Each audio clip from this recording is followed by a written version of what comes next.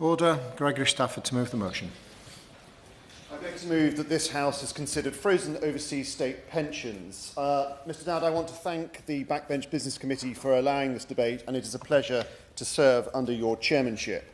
For over 70 years, successive governments have upheld the frozen pensions policy. The result has been not only a severe financial toll on those impacted, but also a heavy emotional burden. These are individuals who built their lives and careers in the United Kingdom, contributed their share through national insurance, and then, often later in life, moved abroad, in many cases to join family members. In doing so, they have found themselves victims of an outdated policy, most of whom only first became aware of the policy after noticing that their state pension was not increasing in line with policies such as the triple lock, proudly founded by the Conservatives. Let me be clear about what this policy entails. British citizens who retire in certain countries, for example, in Canada, Australia, New Zealand, most of the Commonwealth in fact, where they are denied the annual inflationary increases to their state pension. A person retiring to the USA sees their pension uprated yearly. Cross the border into Canada, however, and those increases stop. This can result in elderly pensioners receiving as little as £60 a week on average, despite the current basic state pension rate being £176.45 per week. As many as 4 in 10 frozen pensioners report struggling to afford the most necessities like food or medicine. Now, Mr Dowd, it may be tempting to dismiss this as a problem over there, but British overseas pensioners are citizens who have lived, worked and grown up here, and they remain citizens here. They are constituents, and with the changes to overseas voting rules in 2024, many are now registered to vote once again in United Kingdom elections. That means there are up to 500,000 voices who feel forgotten, neglected and increasingly betrayed by successive governments. And I do not believe, Mr Dowd, that geography should just be an excuse for a lack of morality. And they are making their voices heard. Over 75% want their representative to commit to ending frozen pensions. And indeed, in 2016, at an all-party round-table event, the now Deputy Prime Minister called for, and I quote, a change on frozen pensions and a commitment to finding a solution. I'm glad she did so then. I'm concerned that the government is not doing so now. So I would be grateful if the Minister could confirm whether this is still the position of the Deputy Prime Minister and indeed the government. Since I first raised this issue in the House of Commons last year, I have read and heard many compelling stories. For example, that of Anne Puckridge. Now 100 years old, Anne remains an inspiration to all of us, having served in the Navy, the Army and the RAF during World War II. Let me repeat that. The Royal Navy, the Army and the RAF. Serving 6 months in each branch during the war itself, I believe it is fair to state she has paid her dues to this country. After the war, she lived and worked for the vast majority of her life in the United Kingdom until she moved to Canada in 2001.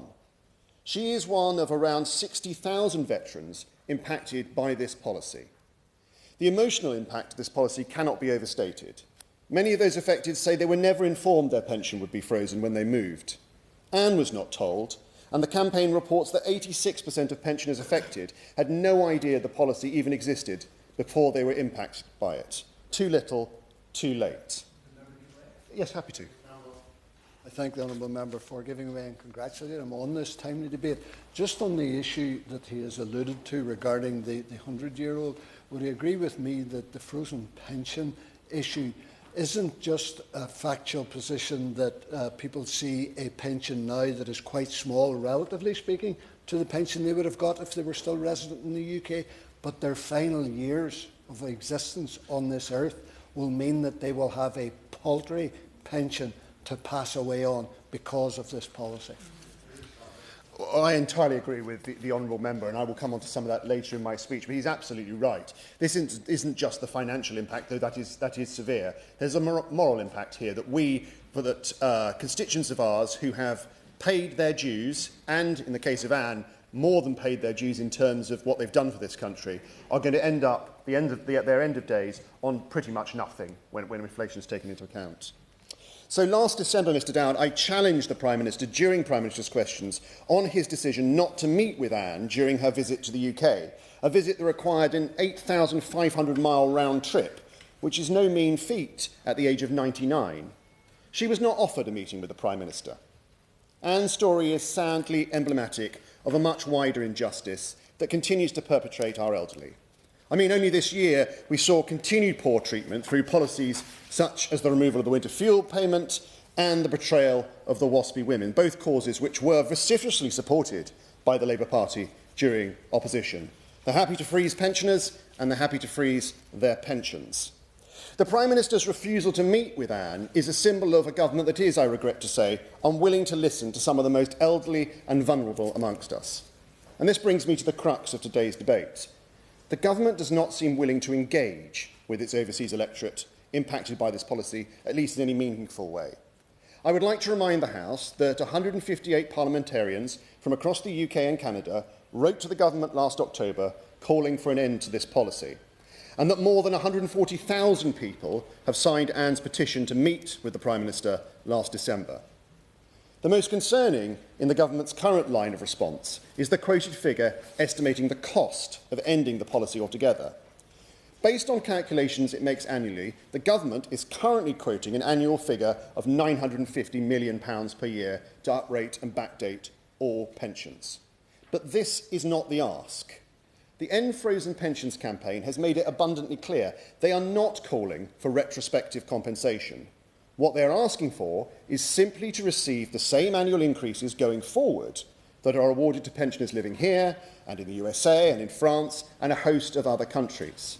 The cost of such a policy change is a mere £55 million a year, a fraction of the overall pensions budget.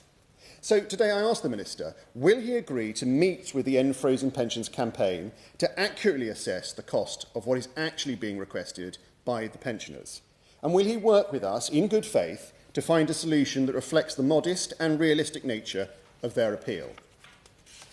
And beyond this severe individual hardship, there are important and growing geopolitical consequences too, to the point where this policy is now creating serious diplomatic tensions with some of our closest allies, as 50 out of the 56 Commonwealth nations are frozen.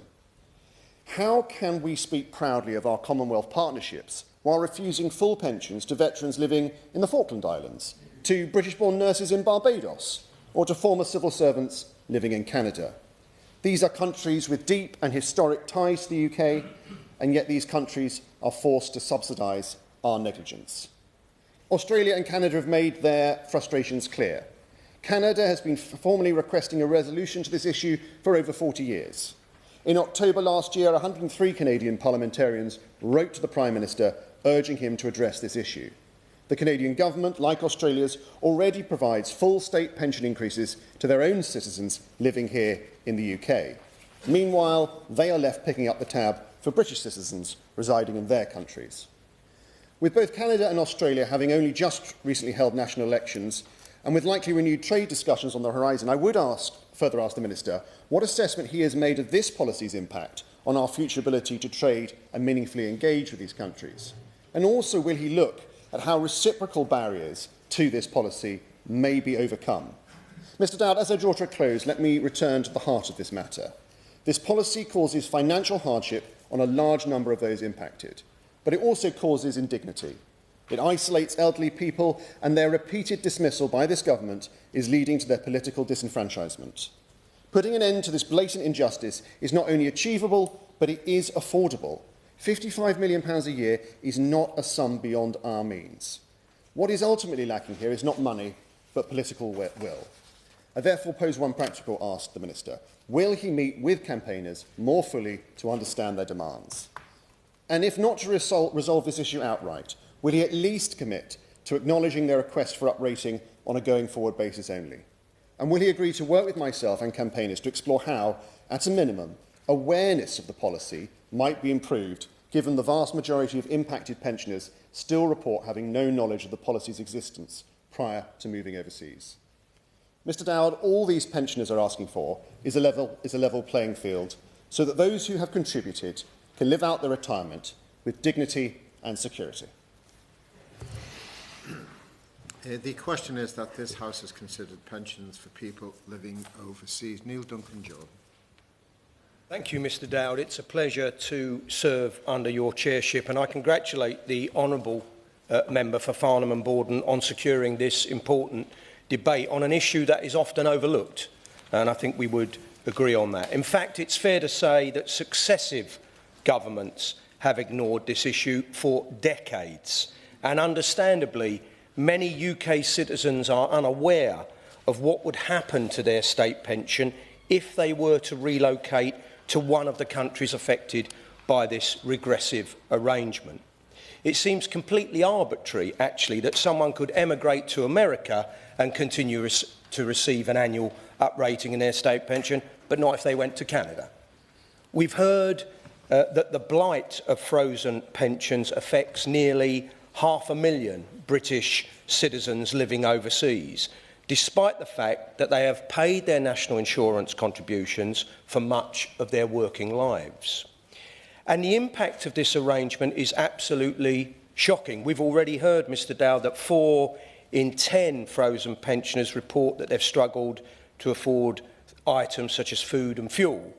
In my view, our state pension system is already insufficient for millions of existing and future pensioners. But imagine how inadequate that would be if the pension had failed to rise, at least in line with inflation or earnings, for over 20 years of your retirement. Most pensioners in this position were never informed that their state pension would be frozen in this way. Chair, this scandal therefore has a number of parallels with other campaigns, such as that affecting the women born in the 1950s, who saw their state pension age increase without, they argue, due notice. Decisions like these only end up hurting the most vulnerable in our society. Now, taken alongside recent decisions to means test the winter fuel allowance, which was mentioned earlier, the refusal to pay compensation to the WASPI women, and the proposed cuts to disability benefits, it could appear that the government is trying to balance the country's books on the backs of some of the poorest members of our society. And whilst there will always be a cost to government decisions, I would ask the Minister to consider that a plan to begin uprating these frozen pensions at a future date would cost only around £55 million a year. Most commentators would understand that this is not beyond the realms of possibility, and it would be a significant step in not only showing that this government is on the side of those older people who've made a contribution to our country, but also unravelling a long-standing anomaly that the public simply cannot understand. Finally, Mr Dowd, the government should also consider that with changes to the overseas voting rules, as the honourable member mentioned earlier, many of the UK pensioners that are affected by the frozen pension scandal are now in fact registered voters in the UK. On that point, would my honourable friend give way? I will. Thank him for giving way. Thank you, Chair. My West Dunbartonshire constituent, Fraser, who's now retired, he lives in Australia and he is one of the 500,000 British citizens and voters now affected by this 70-year outdated and harsh practice. He's from my hometown of Clydebank and he originally worked in the ordnance factory in Bishopton for decades and then worked in the Govan shipyards, and he paid his national insurance contributions for many, many years. But his pension is frozen, and he tells me that every year is getting harder and harder for him to make ends meet. Does the honourable member agree with me, and my honourable friend agree with me, that this is an injustice and that it's scandalous and that we're not seeking full backdating, but some form of yearly indexing should be introduced by this government to answer that injustice? I thank my honourable friend for his contribution, and yes, I wholeheartedly agree that now is the time to grasp an issue that successive governments have failed to grasp in the past, of all shades. This is a chance for this government to actually do something positive for older people. We can end this injustice once and for all, and I urge the government to do so. Thank you. Jim Shannon. Mr Chairman, a pleasure to serve under your chairship, and can I first of all thank the honourable member for Parham and Borden for setting the case so very well, and thank him for the introduction of this debate in Westminster Hall. It is an item that has been brought to the attention of this House on numerous occasions in this hall here, but I believe also in the main chamber. It's worthy of note in the audience today, we have a number of people who have been involved in that campaign, and we thank them for all their correspondence with us to ensure that we can follow this on behalf of so many of the British people. Some cases which, just last week in my office, I was working on as well. So these occur regularly, as the Honourable Gentleman and his intervention referred to.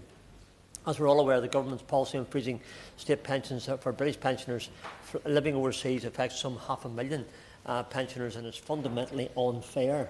I believe it's morally unfair as well, because it penalises pensioners who have earned their state pension through the decades of the national insurance contributions.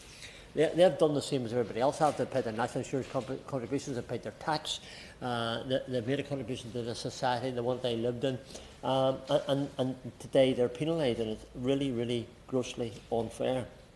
These are people having worked their entire lives in the United Kingdom of Great Britain and Northern Ireland, being denied the annual pension increases granted to UK residents simply because they chose to retire abroad, number one, often to be closer to family. As they get older, they want to support their families, but the families also want to support them, so there's a physical necessity for this as well, or to make the most of their savings elsewhere, as anyone's entitled to do by their very nature. For example, a pensioner in Australia or Canada, where pensions are frozen, might receive some £7,000 annually, while UK-based pensioners get over £11,000 annually due to triple lock upgrading. So there's a real differential, a real problem, and something that has to be addressed. Over time, inflation diminishes the actual value of frozen pensions, pushing some expat pensioners into poverty. Again, the impact upon them isn't just the loss of the money for the pension, it's also the impact it has upon them and the countries that they now live. In extreme cases, pensioners have reported surviving on pensions worth less than £20 a week in real terms. Nobody can survive on that, impossible. And really, we would ask the Minister to give us some support and something that we can tell our constituents in relation to it and their families. The freeze is fundamentally unjust, penalises pensioners who have earned their state pension through decades of national insurance contributions. I think the example of Anne Puckridge, if I can mention it, I know others will probably refer to it as well, a 100-year-old World War II veteran who served in all three branches of our armed forces, decoding messages during the war. After working in the UK until the age of 76, way beyond her pension years, she was paying all of her taxes, all of her national insurance. She moved to Canada in 2001 to be near her daughter. Her daughter wanted her to be there. She also wanted to go and support her daughter. Her pension was frozen at £72.50 per week, compared to the £169.50 she would receive in the United Kingdom of Great Britain and Northern Ireland, resulting in an estimated loss of £60,000 in over 23 years. Mrs Puckridge was not informed by the DWP that her pension would be frozen when she notified them of her move. At no stage was it intimated to her, look, if you go there, this is what's going to happen. So on to that false pretence of not disclosing the full facts of the case, the DWP stand accused, I believe, in the moral court of law and how they treated this lady. And she only discovered this when her first expected increase did not arrive. She stated, and I quote her, "It's the injustice of it that is so unfair, the fact that we were never warned, never told. Disgraceful." The lack of transparency is widespread, reminiscent of the consequences of lack of transparency, as others have said at the set, in the Wall Street Woman case, with the APG on frozen British pensions reporting that nearly 90% of all affected pensioners were unaware of the policy before moving. Given that these 500,000, 500,000 British pensioners have paid into the national insurance system throughout their working lives, I asked the Minister this question. Does the Minister consider it fair to deny them their annual pension increases that the United Kingdom residents receive, especially since they are not adding to the pressures on public services like the NHS on the retirement? And that's a really, really important factor as well. When you get to that age of 79, 80, whatever it be, your impact upon the National Health Service is going to be more your complex needs, your age is again you. And very clearly, your dependence on the NHS at that stage is much more. Now, if you take that out of the equation and you go to Canada or America or Australia, then there really is a fact there of saving to the NHS. No prescriptions either. As one who takes some, I think it's 14 tablets a day just to keep alive, mostly to do with diabetes, by the way, but that's by the way. But the point I'm making is, if you're not paying that and you're saving that money, then it's only right, I believe, from a financial equation point of view, that these things are looked at. The APPG on frozen British pensions 2020 inquiry reports findings indicated the policy affects groups such as war veterans and even some members of the Windrush generation who have returned to their countries of birth, but due to this policy face economic hardship. Again, the Windrush woman and the Windrush generation were ones that caught the imagination of this great nation. I would never have been totally aware, but through being an MP here, became aware of the case. It's a really justifiable case. Yet no, they are now being penalised if they decide to go back home after coming here in the Windrush generation, working here all their days, their national insurance contribution, their taxes, and then returning home to be close to their families. Considering that the current policy leads to expat British pensioners having to return to the UK, I ask this question again if the Minister will conduct a cost-benefit analysis to assess whether ending the freeze might reduce long-term costs by preventing the need to repatriate. I'm just saying, Minister, I think what we, if you don't mind me saying so, I think government could do is look at this review and see if the cost factors are of such an equation or such a magnitude that a review might persuade government perhaps to ensure that those expatriates do get their pensions. The freeze is also morally indefensible. It punishes a perfectly valid and legal choice to live abroad while ignoring the contributions these pensioners made to the economy and our society. Many moved abroad with a reasonable expectation that their pension, a right earned through years of work, would retain its value. The opportunity distinction between countries with and without operating agreements lacks logic and smacks of red tape. Bureaucracy gone mad. You used to always blame the EU for bureaucracy. We're going to blame them again, of course, for that, because later on in the day, I'm presuming we'll have a statement in the press, or sorry, in the Chamber today, on the UK-EU deal. So we'll have a chance to go over some of those things of the past once again. An opportunity distinction between countries with and without operating lacks logic, as I said, but pensions increase in the US, but not Canada or Australia. So I support the APPG's recommendations. Conclude with this, Mr Chairman, that it's time to end the frozen pension policy, provide full operated pensions to British expat pensioners as soon as possible. And this is a stance, I believe, supported by evidence from the governments of Australia and Canada. We have a good working relationship with the governments of Australia and Canada, and again, after the Minister had an opportunity to talk with them, the relevant ministers in both of those governments, to ascertain, because I understand that they have also, not telling the UK what to do, but they've also suggested maybe we need reform, and if the ministers had that opportunity to talk to them, what has come out of that.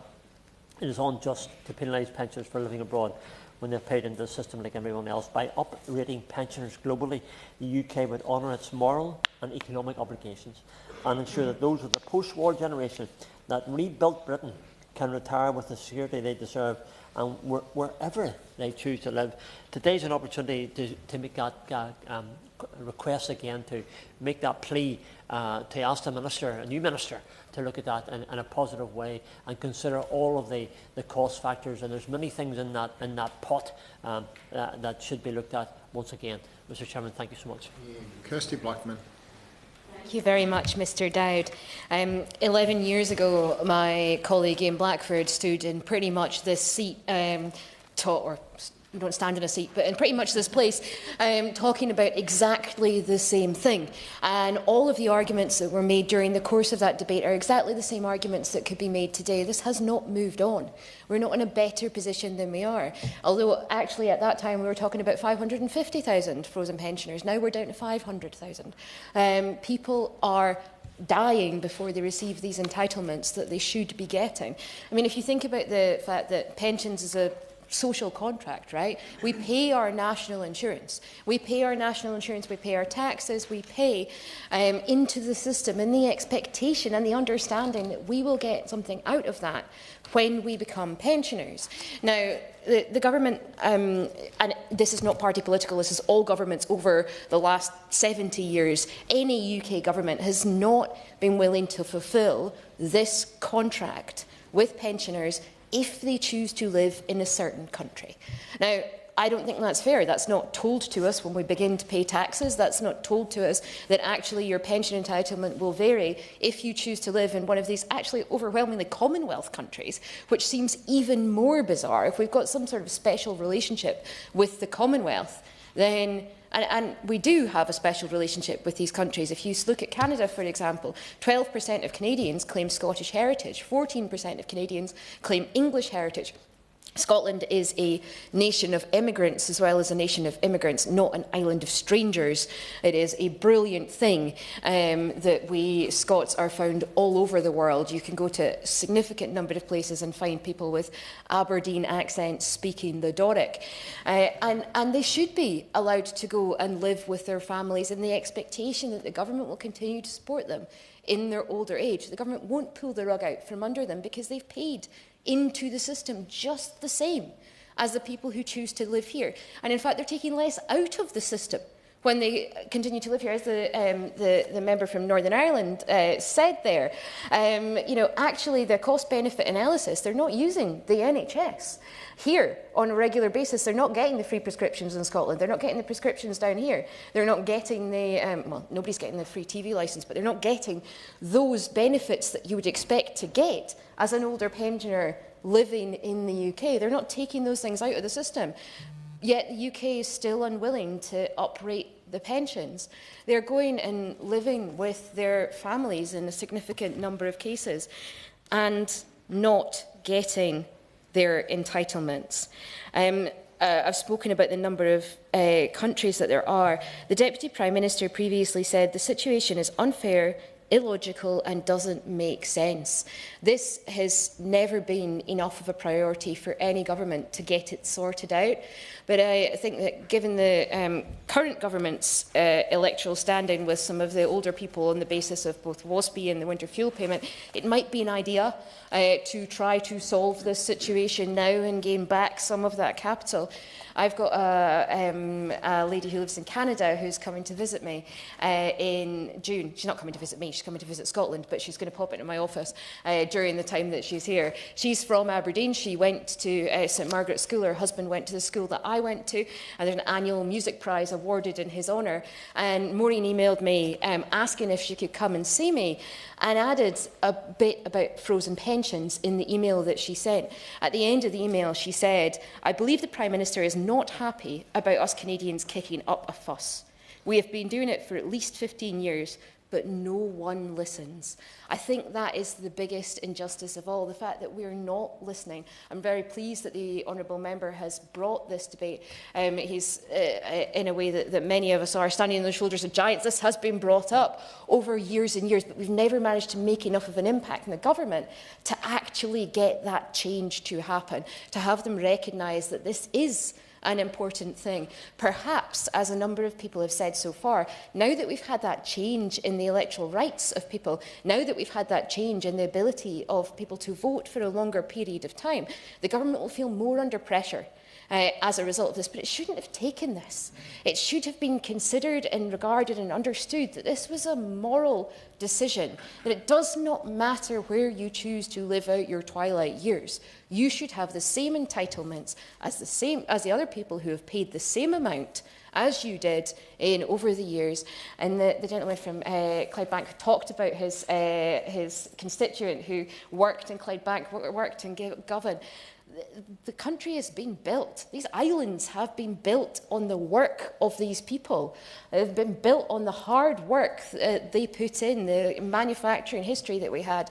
The RAF, for example, with Anne Puckridge, who's an unbelievable human being, but the RAF and other inputs that she had to these islands and to our prosperity and to our actually safety and security.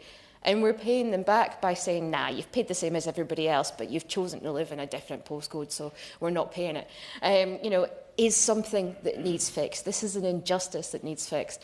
I know I've managed to speak for 7 minutes, but actually, it's pretty difficult to stretch this out. You kind of just say, this needs sorted. Please, could you sort it? And I think that's the kind of passionate case that all of us will be making on behalf of our constituents, on behalf of those people that might choose to move to other countries in the future. We don't want them to have to look at, do I want to live in Canada where my daughter lives, or do I want to live somewhere else, or do I have to stay here because I cannot get those pensions uprated? So from my point of view, what I would be asking for is, I'm not asking for a full commitment on any of this stuff. I'm not asking for, all of the backdated stuff. I'm not asking for a commitment to every single individual. I understand there may have to be some international agreements made in order to make some of this happen. But for the government to say, look, we recognise this is a priority for people. We recognise there is an unfairness in the system here, and we will look at doing what we can to ensure that people, no matter where they choose to live, get the entitlements, get the pensions that they're entitled to. Remind members that we're really not supposed to use the second person. Can you address things through me and not directly to other members? So Roger Gale. Thank you, Mr. President. Can I congratulate my honourable friend for raising an issue that quite simply is a matter of national shame. I had the privilege of chairing the all-party parliamentary group on frozen pensions for more years than I care to remember. And in that task, I had the staunch support of Sir Peter Bottomley, Lord Jermyn, and many others. We all regarded this, Mr. Dowd, as a non-partisan issue. It was quite simply a cross-party matter that had to be resolved. And in spite of the effort that we put into it over very many years, successive governments of all political persuasions have sheltered behind the myth that we only uprate pensions in countries where we have a reciprocal arrangement. So we have a reciprocal arrangement historically with the United States, but not with Canada. On one side of the Niagara Falls, you get your pension uprated. A couple of hundred yards across the river on the other side, you do not. That is an arrant nonsense. Has been and remains so. And it's also unjust for all the reasons that have been given in this room this morning. These are British citizens who have paid their dues over the whole of their working lives before emigrating. They are as entitled to the full state pension as any other British citizen. And the irony is that John Markham, who led the campaign in Canada for many years, of blessed memory because he's now dead, would come to make this case to whoever was in power over years. And every time he came back, he claimed his 2 weeks, because he came for 2 weeks, would claim his 2 weeks uprated pension. Because the moment he set foot back on this soil, he was allowed to have it. Where is the sense in that? The point's been made that the majority of Commonwealth countries do not receive uprated pensions. Their pensioners don't receive uprated pensions. But they do in the European Union, because when we left the European Union, we reached a reciprocal arrangement. Well, all right. I am delighted that the expat UK citizens living throughout the European Union are getting their pensions uprated. That is absolutely right. They have paid their way. But I fail to see why people living in what we used to proudly call the British Commonwealth, in Australia, like Norman Maloney in South Africa, like greatly revered Anne Puckridge, who I've had the privilege to meet on many occasions in Canada, why don't they get the money? Well, the answer is quite simple. It comes down to the Treasury solicitors. Because the Treasury solicitors, historically, have been absolutely terrified that if we give an inch, somebody will try to bring a class action to get a backdated pension. And of course, those sums would be astronomical. So when Sir Oliver Letwin was in the Cabinet Office, he came forward with a proposal, eminently workable, that we should uprate pensions at whatever rate the recipient was getting now. So if it was Anne Puckridge on her fairly pitiful pension, she would get the triple-locked pension increase on that pension, not on anything retrospective. That is not what the expats ought to be receiving or what they are entitled to, morally, but it would work. Because over a period of time, by attrition quite clearly, as people fall off the perch, we would then reach the parity that we ought to be at today. I was as critical, Mr. Dowd, of the last government as I am now of this one,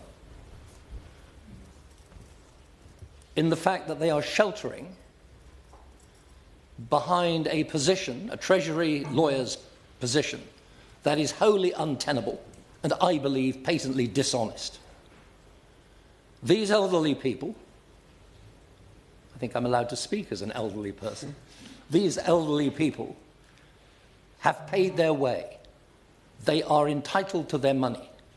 They should have it, and the government must do something about it now. Thank you. David Chadwick. Thank you, Mr. Dowd. I'm grateful for the opportunity to speak in this debate, and I'd like to draw attention to my register of interests. I'd like to thank the Honourable Member for Farnham and Borden for securing this important debate. Today, nearly 500,000 UK pensioners living overseas are being penalised, not because they didn't pay into the system, but because of where they now live. These are our citizens, our veterans, carers, former teachers and nurses, people who worked all of their lives, paid into the national insurance system, and are now denied the annual uprating of their state pension. Their pensions have been frozen, sometimes for decades, based purely on whether the UK happens to have a reciprocal agreement with their country of residence.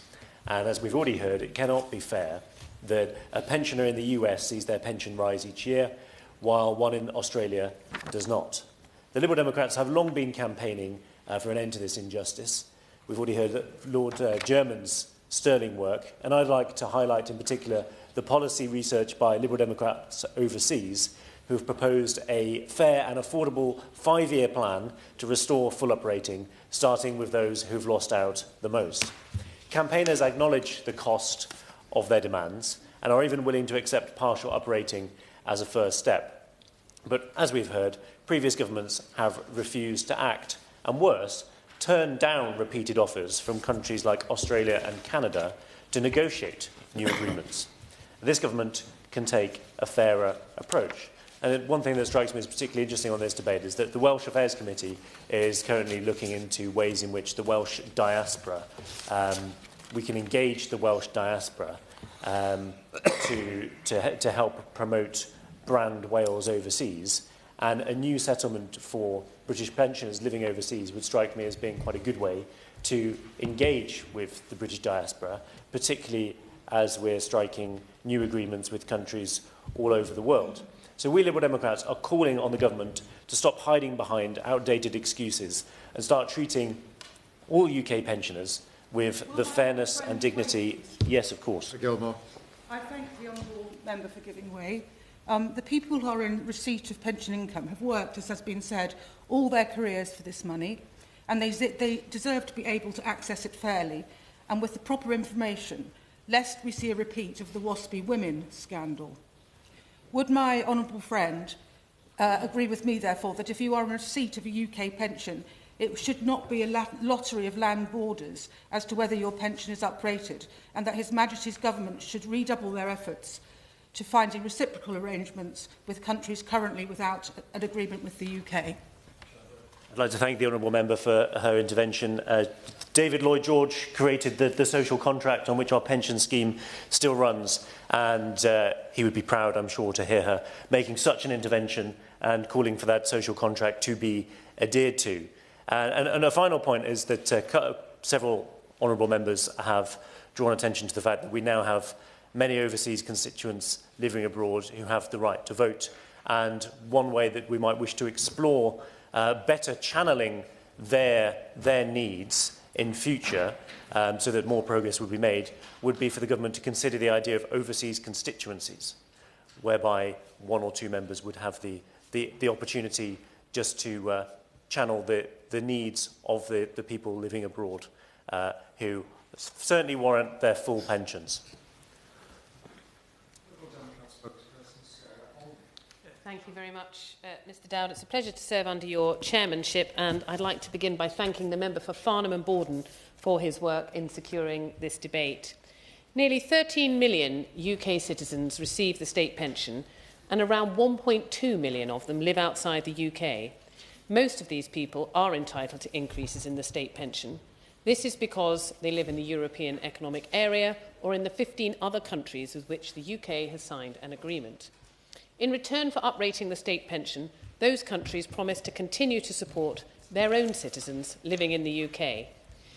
It is right that UK citizens who have diligently paid into the UK national insurance system over many years are entitled to receive their UK state pension, whether they decide to move abroad or not. However, the issue which is at the forefront of today's debate regards whether or not pensioners who reside overseas receive annual increases uprating to their pension. This, as other members have already set out, depends upon the specific country in which they live. Now, I and my Liberal Democrat colleagues know that it is unfair that some UK pensioners abroad receive state pension increases while others do not, simply based on the country in which they live and not based on the contributions they have made to the UK national insurance system. Addressing this issue is a matter of fairness and equality, especially for those who have paid into the UK system for their entire working lives. There's a long-standing campaign to rectify this discriminatory system. However, the last Conservative government refused to take any positive steps to increase the number of reciprocal agreements, which would have had the effect of uprating pensions. In fact, it's disappointing, although unsurprising, that under the last Conservative government, agreements lapsed, and the best interests of both British nationals residing overseas and non-British pensioners residing in the UK were neither prioritised nor championed. Under the last administration, we saw catastrophic economic mismanagement with spiralling inflation rates and a soaring cost of living, causing the gap between the value of pensions paid to recipients in countries with a reciprocal agreement compared to those without hugely exacerbated, with a completely unacceptable impact on hundreds of thousands of pensioners. The majority of pensioners who live overseas receive pension increases because they live in countries with reciprocal agreements. However, there are many who fall through the gaps and are left struggling. Currently, 500,000 UK pensioners living overseas do not receive the annual increases to their state pension that those in the UK and in certain other countries are entitled to. This is an issue which I know affects constituents of mine and those of many other members from across the House. Their pensions are effectively frozen at the rate they were at when they first started claiming, sometimes decades ago, as we have heard. This can frequently leave long-term pensioners abroad significantly worse off over time. Now, the UK government has stated that it only uprates pensions in those countries where there is a mutual agreement. Now, many of these agreements have not been updated or renegotiated for decades, and no new ones have been signed since 1981. Countries like Australia and Canada have repeatedly requested new agreements, but the UK has declined. Frozen pensions are the norm in countries such as Australia, Canada, New Zealand, South Africa, parts of the Caribbean and Asia, despite significant British expatriate populations. It is critical that the government tackles this injustice and takes steps to ensure that all pensioners receive the support that they should be entitled to. It's also critical, however, that this comes alongside a fair deal for the UK taxpayer. So rather than unilaterally increasing the state pension to UK citizens living abroad, I'd urge the government to enter into new arrangements with other countries as a priority, which would manage costs and provide oversight. This will be more affordable and will provide a better framework for monitoring payments. Colombia, Mongolia, Thailand, Uruguay, Brazil, Australia and Canada have all approached the government in the last decade asking for a reciprocal agreement, and each time the government has refused. We've seen over the last few weeks the government enter into new bilateral and multilateral trade negotiations. As the government works to build new trade partnerships with new countries across the globe, there is a real opportunity to speak out for thousands of British pensioners who are currently facing unfair financial hardship. I urge the Minister to ensure that existing agreements are not allowed to lapse. The Liberal Democrats also call on them to include reciprocal pension agreements in future trade deals. More broadly, Liberal Democrats believe the government should conduct an independent review of frozen pensions policy, an issue which has been raised to me time and time again by constituents. The previous Conservative government abandoned pensioners and totally failed to give them proper support. This Labour government has also treated pensioners poorly by cruelly ripping away the winter fuel payment. The Liberal Democrats are proud to be the ones who introduced the triple lock, lifting thousands of vulnerable pensioners out of poverty. And we are... With pleasure. It saddens me enormously that the Honourable Lady is trying to make a partisan case here. Simply because, as I recall, and I do recall, I think correctly, a member of her party under the coalition was the pensions minister, one of the many pensions ministers, who stood by the government's present policy and refused to allow these pensions to be paid. The blame lies across the board, not with any one political party. I'm grateful to the Honourable Member for his intervention. His memory often obviously goes back further than mine on this point. However, we are dealing with what the current situation is. The current situation, the Minister in his place is the person who currently has the power to do something about this, and I am merely reflecting on a set of circumstances that led us there. And what I will say is, in the Liberal Democrat manifesto in the last election, we committed to the triple lock. We remain committed to the triple lock, and I will take further opportunities to ask the current Minister, with the current power to do something about it, to redouble his commitment to that triple lock, but also to make the point, as I'm sure the honourable gentleman would agree, that this government are not doing everything they could for pensioners. Liberal Democrats are looking to the future, and we want to build a country that is the best place in the world to save for and enjoy retirement. We want to give everyone the chance to enjoy a decent retirement by developing measures to end the gender pension gap in private pensions and ensure that working-age carers can save properly for retirement. We also must improve the state pension system by investing in helplines to ensure quicker responses to queries and resolution of underpayments, as well as ending the scandal of lost top-up payments by overhauling the processing system and providing proper receipts. The Liberal Democrats are proud to be the party which champions the rights and protections of pensioners. We will continue to hold the government to account to ensure a fair outcome is reached for all pensioners, both those who reside in the UK and those who are abroad. Thank you, Mr Dowd. Hear, hear. Pleasure to serve under your chairmanship, Mr Dowd, and I also want to congratulate my honourable friend, the member for Farnham and Borden, for securing this important debate today, and for everybody that has been here to take part. It has been very heartening to see the cross-party consensus, to all intents and purposes, for this long-term issue, and it's something that I'm grateful to be able to speak about this morning.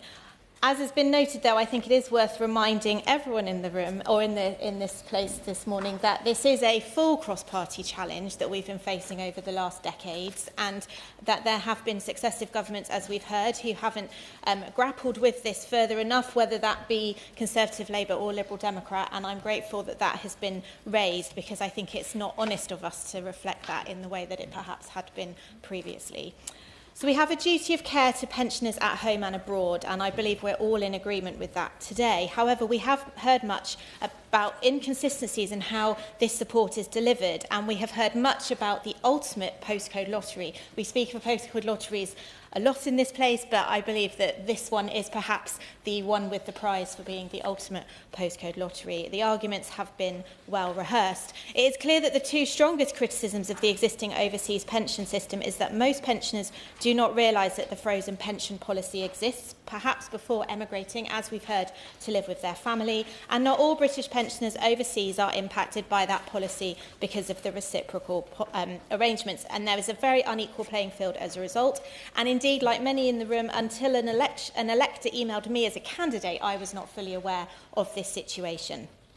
So as we've heard, a large number of overseas pensioners are covered by reciprocal arrangements, and this enables us to treat overseas pensioners moving to the UK comparably with the UK citizens living abroad.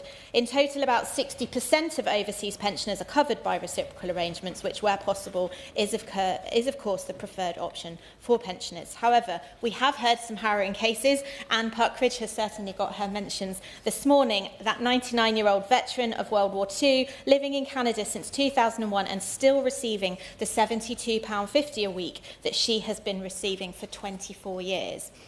With 442,000 people receiving a frozen state pension overseas, often receiving, as we have heard, as little as £65 a week or indeed less, the real-life impact of this approach is considerable. Indeed, in my own South West Devon constituency, I've heard from Denise Bateman, formerly of Ivybridge, now residing in Australia. Another Australian resident, Gillian Clark, who at the age of 87 has seen no increase in her state pension in 27 years. Stephen Mumby, a resident in Australia too, Clive Gray, and also Deborah Matthews and Laurie Morby have both raised this with me. These are residents, in these cases, predominantly in Australia, but I know that there are examples in Australia, New Zealand and Canada. Now, as their correspondence highlights, they could have moved to Turkey or the Philippines and be receiving an unfrozen pension, yet they have moved to Commonwealth countries and, having worked for many years in the UK and contributed to life here, are now faced with this limited pension. Anecdotally, those I've heard from in Australia have lived and worked for far longer than some I know living in Europe now. Indeed, some good friends of mine are retired, have lived in Europe since before I was born, yet still qualify for that state pension and indeed receive the full pension, having not even worked here over the last 50 years. As with anything of this nature, the government does need to make sure it is properly communicating pension terms to people well ahead of the time they're expecting to receive a state pension. We've seen the issues that this caused with the Waspy Women campaign, and I believe that that is something no one is going to want to replicate. British citizens need to know the implication of any move abroad so they can plan. That is the fairest thing to do, and perhaps there is some work that could be done between well-known employers, for example, or organisations in countries that generally support with emigration to help improve the information flows on this topic, in addition to the work that Department for Work and Pensions and others are already doing. We know that in 2020, the cost of uprating frozen pensions to 2020 levels was estimated to have been around £600 million, but we know that the cost of uprating to today's levels would be significantly higher still. But as we have heard already this morning, the campaign to end frozen pensions have suggested that they believe that they do not need that uprating to be from now. They don't want the backdating. They're happy to see the those uprated, from this point in time rather than backdated, and we have heard that that would be a cost of £55 million. However, it's also worth reflecting that that is at a time when it appears that ministers are having to hunt for cash down the back of the sofa, so I do appreciate that the Chancellor has to make the sums add up. That said, the End Frozen Pensions campaign have clearly highlighted, and again this is something that has been rehearsed this morning, that overseas pensioners are effectively net savers for the UK. There is no burden to the welfare system or the NHS, meaning an aggregated saving of around £2,500 per person, something that, as the Honourable Member for Strangford in particular, highlighted.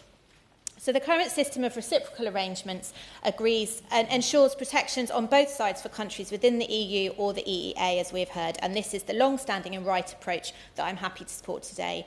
But in light of the new voting rights that, again, we've heard about this morning, the government does seem to perhaps be facing the right time to start exploring conversations, again, around further reciprocal arrangements, especially with Commonwealth friends like Canada, New Zealand and Australia, countries that my own constituents have moved to.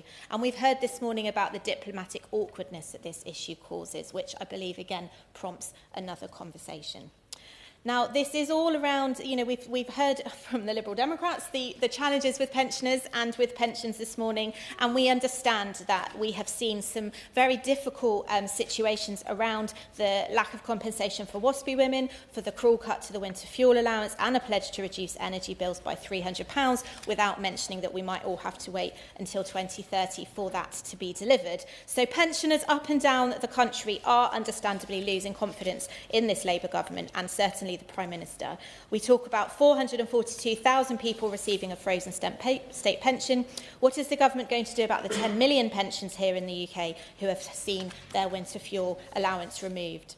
I was indeed surprised when I heard that when comparing last winter to the winter before, there were an additional 100,000 pensioners accessing A&E departments, a direct consequence of Labour's policy to literally leave pensioners out in the cold. It really doesn't matter what the dedicated campaigners say in this debate. We all know that when it comes to issues facing pensioners, the government, you could argue, has its fingers in its ears. But today is a chance to break the cycle and for this new government to be the one that makes that change. And it sounds like there's an enormous amount of support in the room should that be something that they pursue. So we need to be pushing for more action in this area to deliver reciprocal agreements where possible with our allies like Canada, Australia and New Zealand, where the overwhelming majority of those with frozen pensions currently reside. That should help provide some more security for all of those still affected. None of the front bench ministers here were ministers before, so we get the privilege of being a fresh pair of eyes whilst recognising, as we have again discussed many times before, that lack of action in the past, whether that be with Lib Dems, Labour or the Conservatives. And I understand the minister's previous experience in this field, which means he may well also have a few ideas of his own, and I do look forward to hearing them from his expert experience.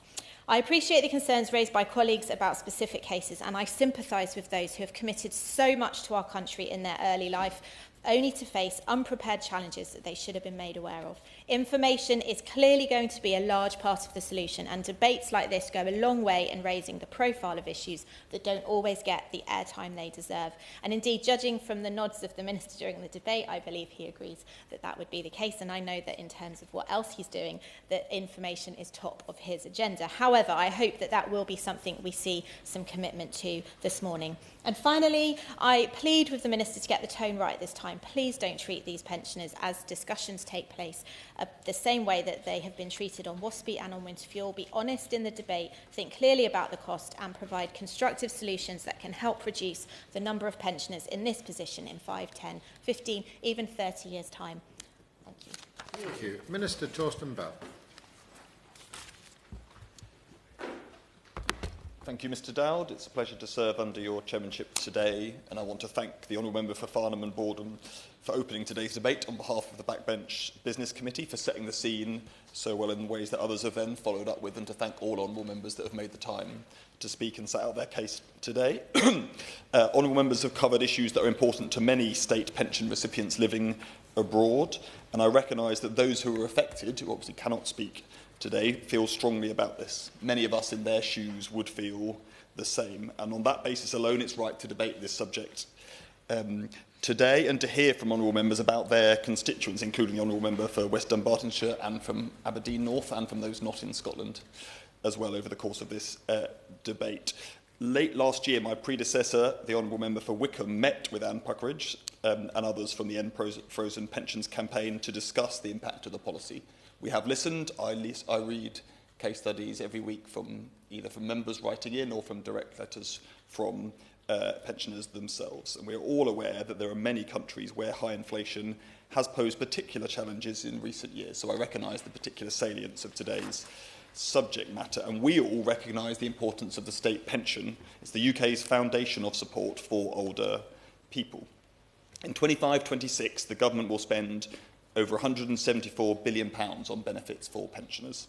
That represents 5.8% of the UK's GDP, and it includes £145 billion on the UK state pension, including to those living abroad. Now, I raise these facts because they're important. They're the facts that sit behind the debates that we often have here or in the main chamber about the size of the state and the level of taxation. Now, as honourable members are very aware, the state pension is only uprated abroad where there is a legal basis for doing so, and that's why we are here today. Of course.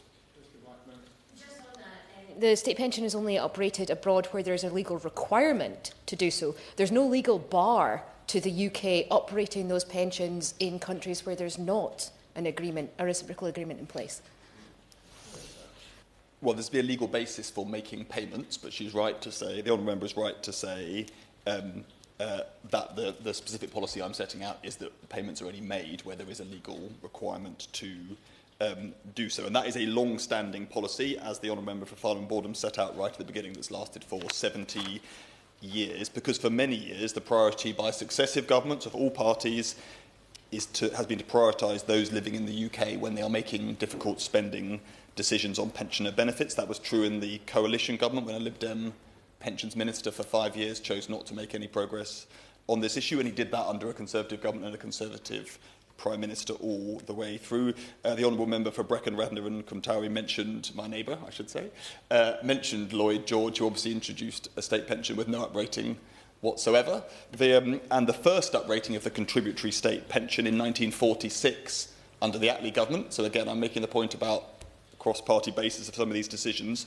That uprating was not paid to pensioners living abroad in 1946. So right at the beginning of the pension uprating, this is consistent policy. Now, as we've discussed, people move abroad for many reasons: to be with their family, as the member for Strandford set out, to enjoy a particular climate, or to return to their country of birth. And it is for individuals, not the government, to make those decisions.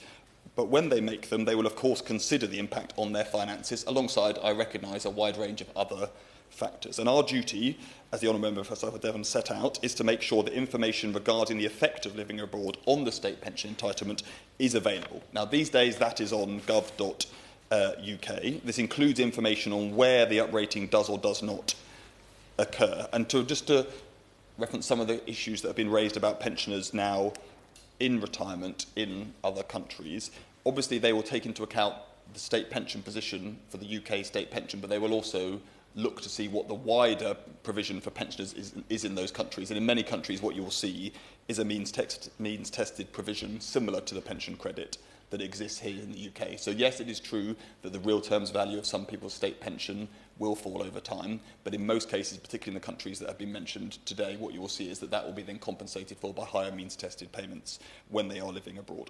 It's also important that further advice can be obtained from the International Pension Centre or from the Pension Service.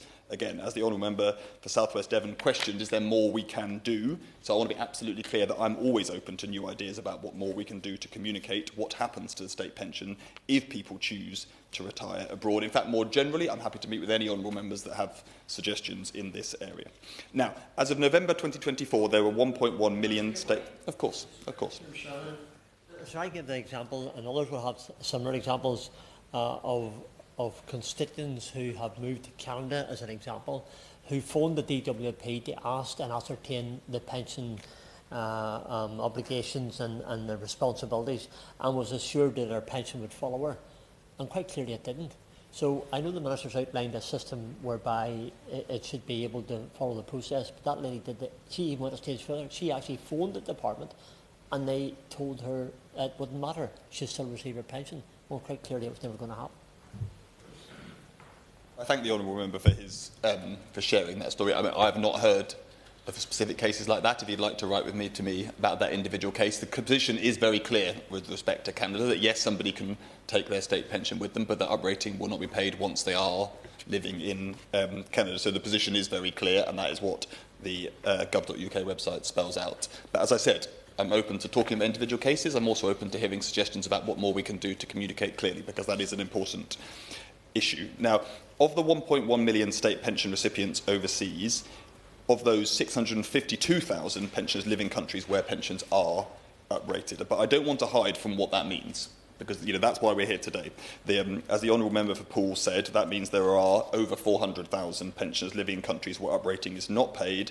By volume, those are in the countries that have been mentioned most today: Australia, Canada and New Zealand. And many Honourable Members have spoken eloquently of the impact of living in a country where that uprating is not paid. And I've heard those myself, as I said, in correspondence from those affected. But that does not mean that we can wish away the real trade-offs that are involved. We all know there are significant additional costs to be borne by current taxpayers if uprating was extended to everybody living overseas, as the Honourable Lady calls for.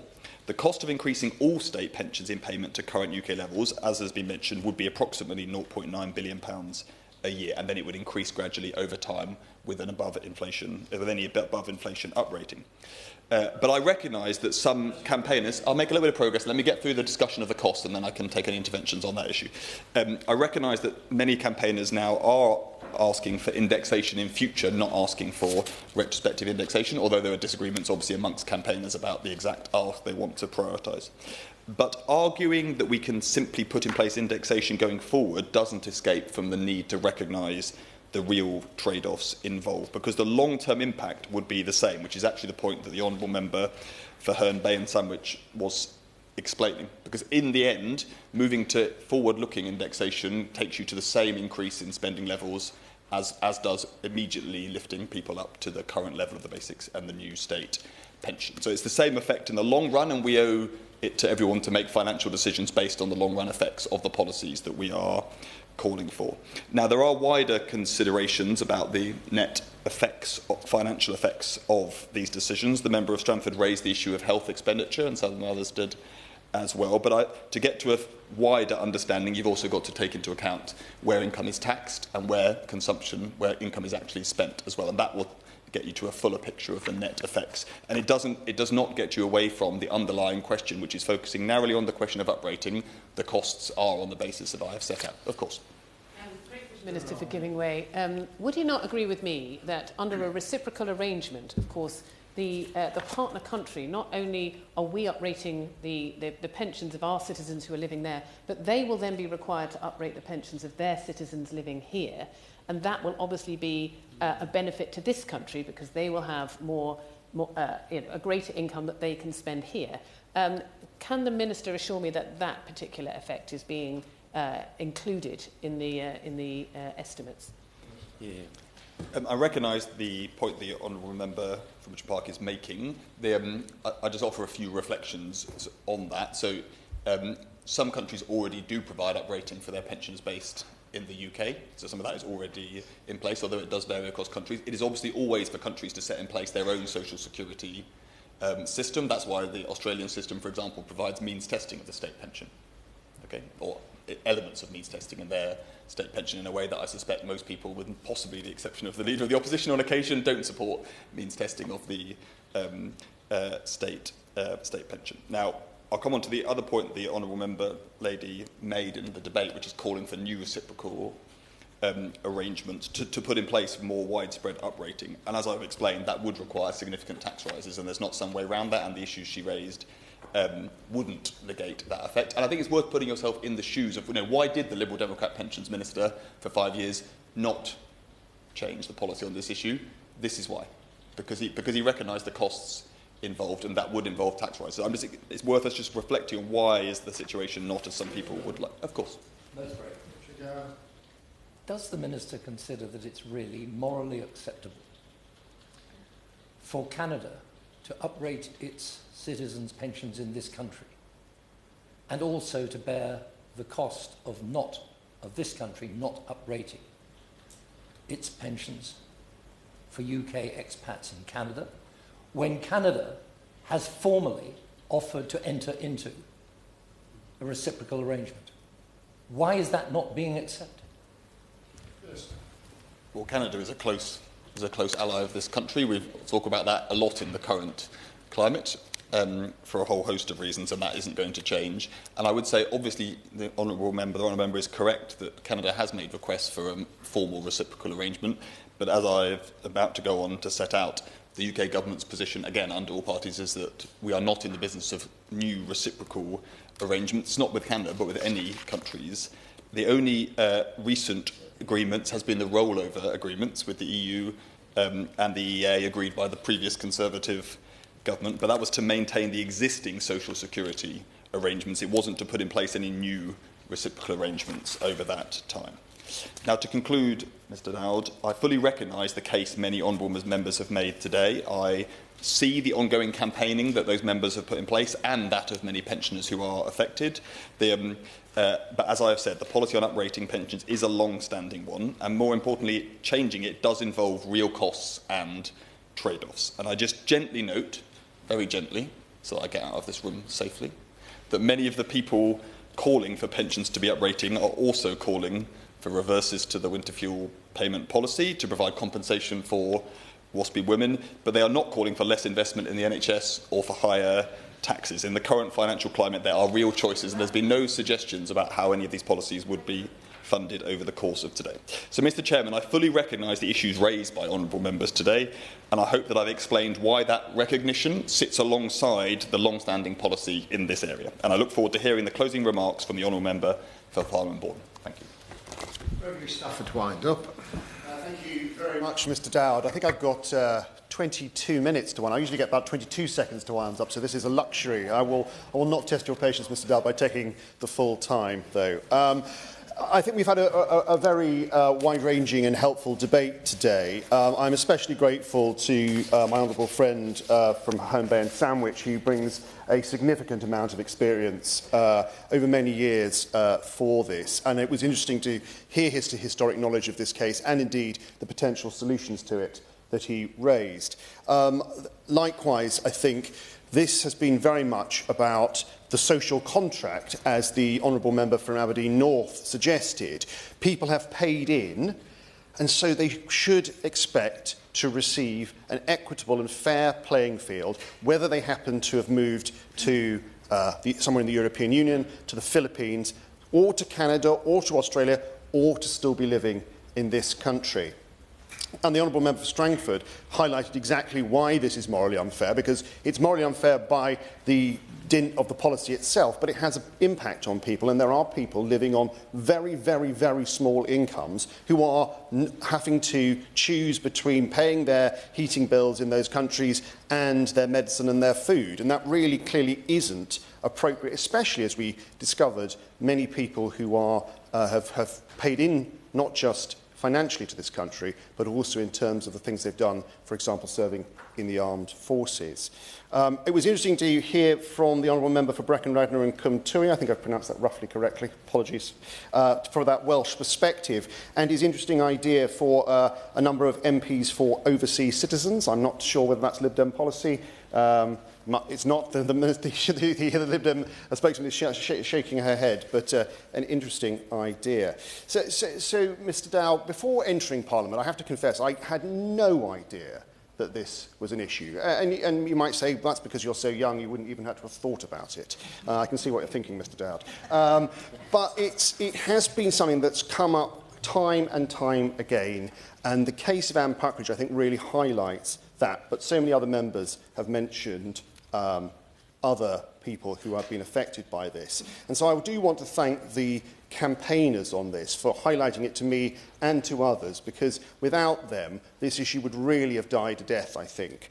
But even after having understood this issue, I didn't fully grasp the nature of the problem. So I understood that we didn't have reciprocal arrangements, or we weren't paying up rating in places like Canada, Australia, New Zealand, other Commonwealth countries, which I don't agree with, but I can sort of just about understand because they are foreign nations.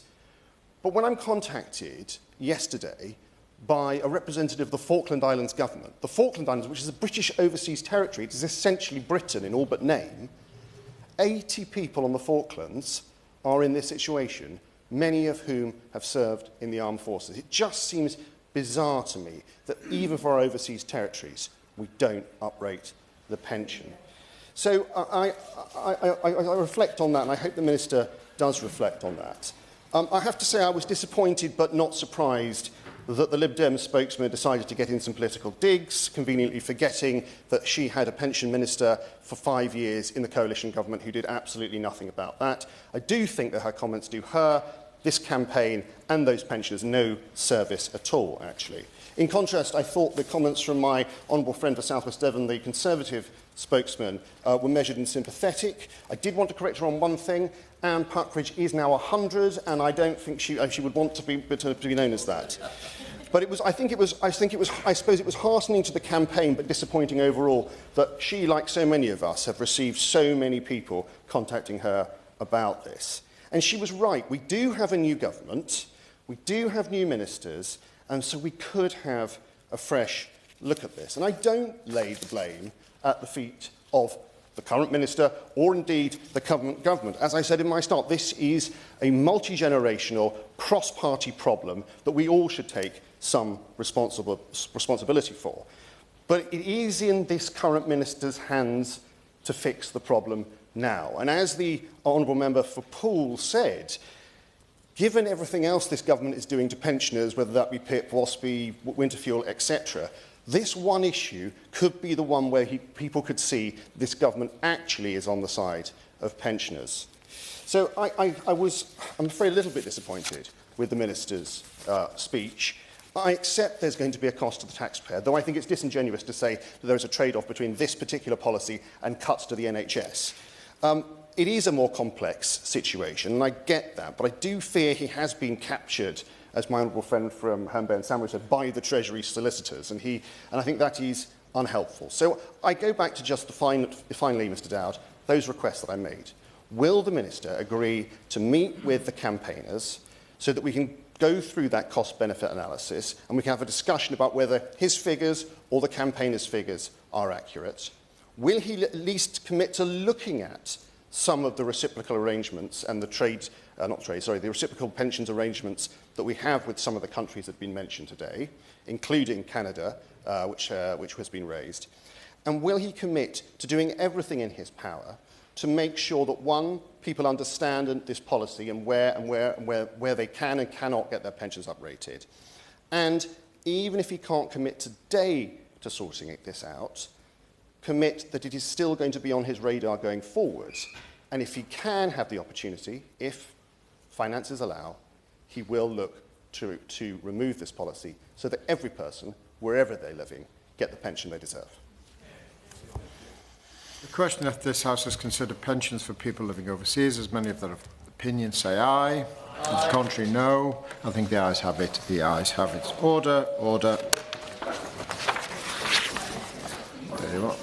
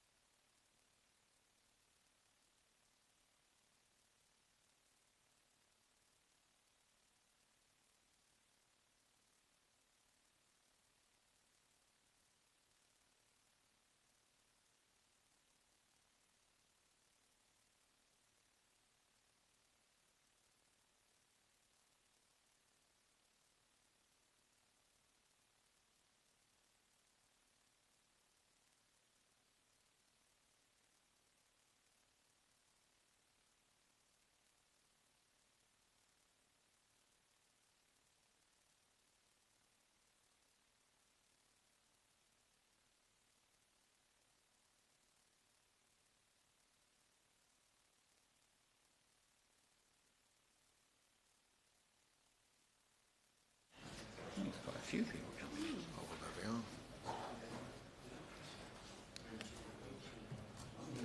Minister, are you ready to start?